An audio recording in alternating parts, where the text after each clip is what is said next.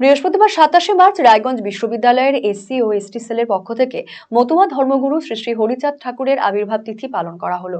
এই উপলক্ষে একটি শ্রদ্ধাপূর্ণ অনুষ্ঠানের আয়োজন করা হয়।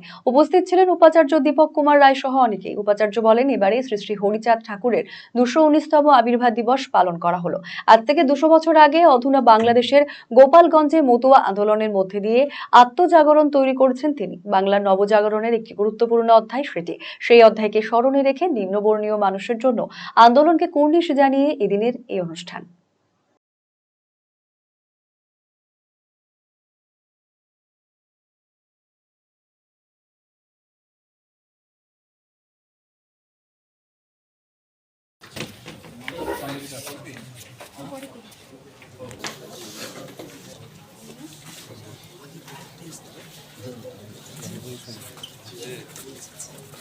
আজকে রায়গঞ্জ বিশ্ববিদ্যালয়ের এসসি এসটি সেলের উদ্যোগে আমরা হরিচাঁদ ঠাকুরের আবির্ভাব তিথি পালন করছি।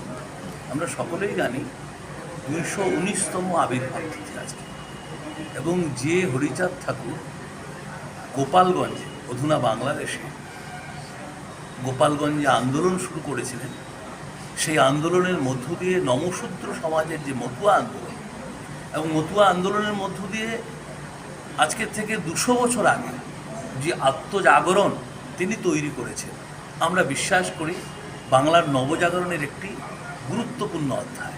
এবং সেই অধ্যায়কে স্মরণে রেখে নিম্নবর্গীয় মানুষের যে আন্দোলন, আত্মচেতনা এবং শিক্ষা চিন্তার যে একটা বিস্তৃত পরিসর তিনি তৈরি করে দিয়েছেন, তার স্মরণে আজকের অনুষ্ঠান।